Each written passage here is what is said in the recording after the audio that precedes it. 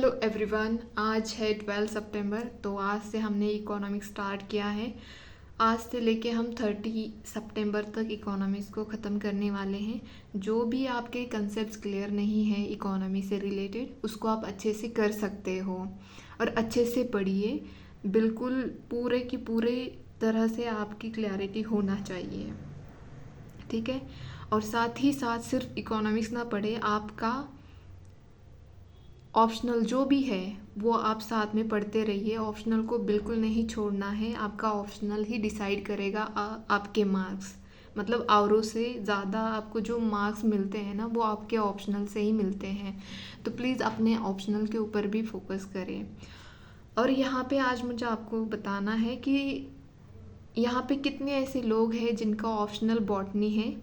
अगर आपका optional botany है तो मैंने टेलीग्राम चैनल शुरू किया है। वहाँ पे आप टेलीग्राम चैनल ज्वाइन करिए और डेली जो भी बॉटनी से रिलेटेड है इन्फॉर्मेशन वो आपको मिलती रहेगी।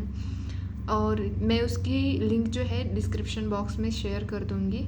हो सकता है कि मैं फ्यूचर में यूट्यूब चैनल भी उससे रिलेटेड शुरू कर दूँ, बट अभी का ऐसा कुछ सोचा नहीं है, ठीक है।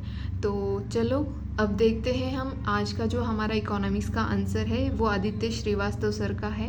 उनकी जो विजन की टेस्ट है उसी से ये मैंने क्वेश्चन यहाँ पे लिखा है अपने हैंड राइटिंग में, ठीक है। बाकी उन्होंने ही लिखा हुआ, मतलब उनका ही क्वेश्चन मैंने यहाँ पे अपने हैंड राइटिंग में लिखा है, ठीक है। तो चलो क्वेश्चन देखते हैं। ये क्वेश्चन हम पॉलिटी से भी रिलेट कर सकते हैं और इकोनॉमिक्स से भी, क्योंकि ये बजट के ऊपर क्वेश्चन है। तो यहाँ पे क्वेश्चन ये है कि the union budget affects almost every sector of the Indian economy. 8 neither the budgetary process nor the budget policy come under substantial public scrutiny. Do you agree? Justify your answer 250 words में। तो यहाँ पे ये बोला गया है कि जो यूनियन बजट होता है वो अफेक्ट करता है एवरी सेक्टर को इन इंडियन इकोनॉमी। जो इंडियन इकोनॉमी है उसके अंदर बहुत सारे सर्विस सेक्टर आता है, मैन्युफैक्चरिंग सेक्टर आता है। तो ये बजट जो होता है वो हर सेक्टर को अफेक्ट करता है।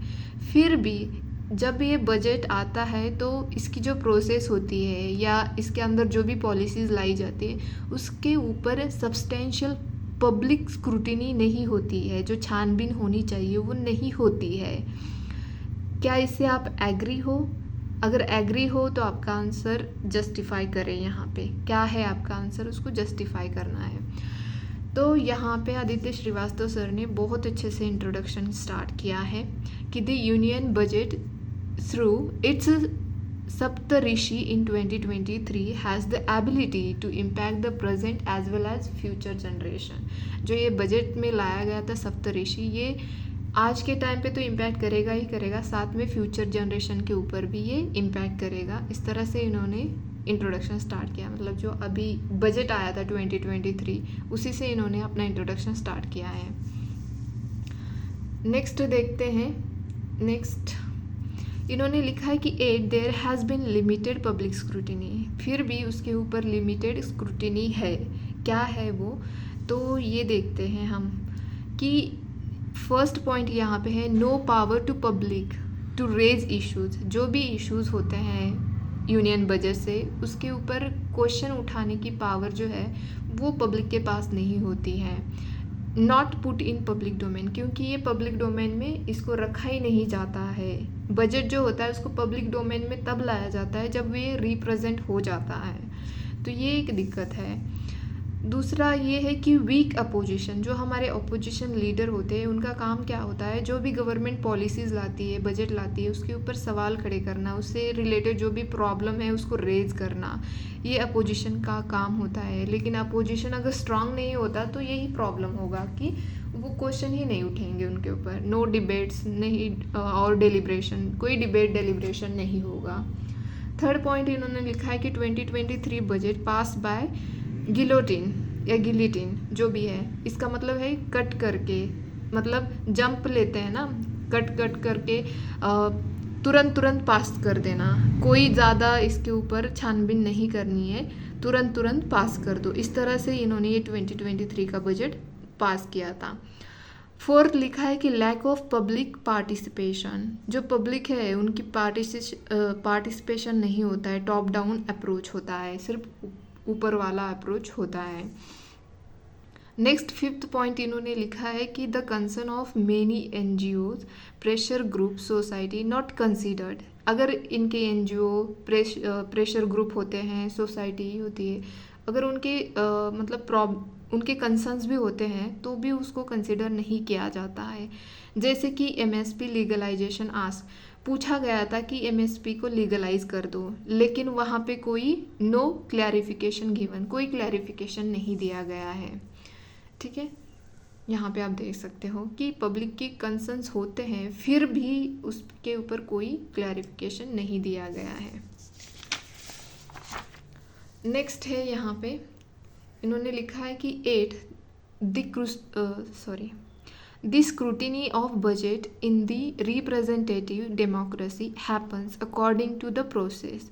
डेमोक्रेसी का जो बजट होता है वो कैसे रिप्रेजेंट किया जाता है, अकॉर्डिंग टू जो भी प्रोसेस दी गई है हमारे कॉन्स्टिट्यूशन में, उसी के अकॉर्डिंग उसकी प्रोसेस, उसकी स्क्रूटिनी होती है।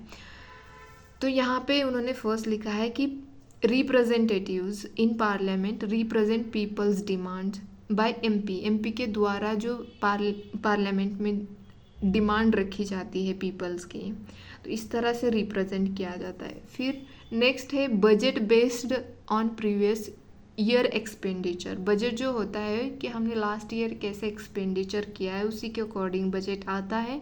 Scrutiny by media on MNREGA, इन्होंने एग्जाम्पल के तौर पे दिया है कि जो स्क्रूटिनी हुई थी मनरेगा की, रिड्यूस अलोकेशन, जो मनरेगा का एलोकेशन है उसको रिड्यूस किया गया है, ये मीडिया के द्वारा हाईलाइट किया गया। थर्ड है represents the interest of larger public, जो है बजट जो होता है वो लार्जर पॉपुलेशन के अकॉर्डिंग उनके इंटरेस्ट में ही लाया जाता है। एग्जाम्पल के तौर पे इन्होंने लिखा है कि 13 trillion capex due to N K. Singh committee. N K. Singh committee ने बोला गया, एन.के. सिंह कमेटी ने यही बोला था कि 30 ट्रिलियन कैपिटल एक्सपेंडिचर होना चाहिए, ये बोला गया था। फोर्थ पॉइंट इन्होंने लिखा है, बहुत शॉर्ट लिखा है इन्होंने, implements the suggestion of various civil society. Example के तौर पे इन्होंने लिखा है कि green growth segment shaped by Greenpeace report. एक रिपोर्ट आई थी जो उन्होंने बोला था कि ग्रीन ग्रोथ होनी चाहिए, तो इन्होंने बिल्कुल यहाँ पे वही लिखा है। फिफ्थ है scrutiny by public as well, मैं तो अपने अकॉर्डिंग ही देख रही हूँ। Scrutiny by public as the election process ensure direct accountability in 2024 next. तो यहाँ पे ये लिखा है इन्होंने कि जो स्क्रूटिनी होती है पब्लिक के द्वारा, वो इलेक्शन के द्वारा इसको इंश्योर किया जाएगा डायरेक्टली, और इनकी जो अकाउंटेबिलिटी होती है वो भी इंश्योर की जाएगी 2024 में, मतलब इस साल में, क्योंकि इस साल में इलेक्शन हुए हैं ना, तो इसलिए। There is a scope to widen the ambit of the public scrutiny. फिर भी हम यहाँ पे जो पब्लिक स्क्रूटिनी है उसका एम्बिट जो होता है, उसका दायरा होता है, उसको बढ़ा देंगे। तो कैसे बढ़ाएंगे? Can provide draft budget online for suggestion. जो बजट का ड्राफ्ट होता है वो ऑनलाइन प्रोवाइड कर देंगे ताकि उसके ऊपर जो पब्लिक है वो अपना सजेशन दे सके। Just live done for data protection bill.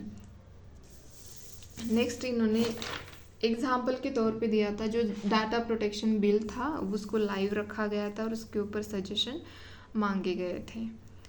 तो इन्होंने नेक्स्ट लिखा है जीरो बेस बजटिंग। जो जीरो बजटिंग का जो बेस होता है उसको जीरो रखेंगे for better accountability to emergent needs. जैसे जैसे नीड हमें आ जाएगी लगेगी वैसे वैसे हम उसको बढ़ा देंगे। थर्ड पॉइंट लिखा है active role of parliamentary committee. जो पार्लियामेंट्री कमेटी होता है उनका एक्टिव रोल होना चाहिए। Need to expand its timely scrutiny, ताकि हम उसकी टाइमली स्क्रूटनी कर सकें। फोर्थ लिखा है पब्लिक रिप्रेजेंटेटिव इन राज्यसभा नीड मोर पावर। जो पब्लिक में राज्यसभा में जो पब्लिक के रिप्रेजेंटेटिव होते हैं उनके पास और ज़्यादा पावर होने की ज़रूरत है। Give them power to vote on same segments of budget, budget के सेगमेंट के ऊपर वोट करने की पावर होनी चाहिए उनके पास, ये बोला गया है। नेक्स्ट इन्होंने लिखा है यहाँ पे, budget exercise need to be done more holistically, जो बजट की एक्सरसाइज जो भी प्रोसेस होती है उसको और ज़्यादा होलिस्टिकली करने की ज़रूरत है। होलिस्टिकली उसकी जो एक्सरसाइज होती है उसको करने की ज़रूरत है, ये बोला है इन्होंने। रेस्ट्रिक्ट एक्स्ट्रा बजटरी बोरोविंग्स, जो एक्स्ट्रा बजटिंग बोरोविंग्स होती है, जो भी बजट प्लान किया जाता है उसके ऊपर अगर एक्सपेंडिचर हो रहा है तो गवर्नमेंट क्या करते हैं, लोन या और ज़्यादा पैसा बोरो करती है, आरबीआई से हो चाहे अदर कंट्री से, तो इसको भी रेस्ट्रिक्ट करना चाहिए, ये लिखा है इन्होंने। और लास्ट में इन्होंने कंक्लूड किया है, this would help to make the budget more robust for the needs of developed India by 2047 तक। तो ये लास्ट में इन्होंने कंक्लूड किया। बहुत ही शॉर्ट में, यहाँ पे एक्सप्लेन करना भी मुश्किल हो गया, इतना शॉर्ट में लिखा है इन्होंने, तभी तो 250 वर्ड्स और 3 आवर्स में 20 क्वेश्चन लिखना पॉसिबल होता है। तो होप कि आपको कुछ समझ में आया हो इससे, और अपना आंसर राइटिंग आप कंटिन्यू करते रहिए, लिखते रहिए। आज मैं एक ही यहाँ पे इकोनॉमी का क्वेश्चन जो है उसको डिस्कस किया मैंने यहाँ पे, कल हो सकता है हम ज़्यादा करेंगे। पहले तो मुझे प्लेलिस्ट बनानी है, जो एग्रीकल्चर हमारा चल रहा है उसको अलग से उसकी प्लेलिस्ट बनानी है और इकोनॉमिक्स की अलग से बनानी है, ठीक है। तो मैं आज ही बना दूँगी, और प्लीज़ पढ़ते रहिए और अपने ऑप्शनल को बिल्कुल मत भूलिए, ठीक है। तो आज के लिए इतना ही, धन्यवाद।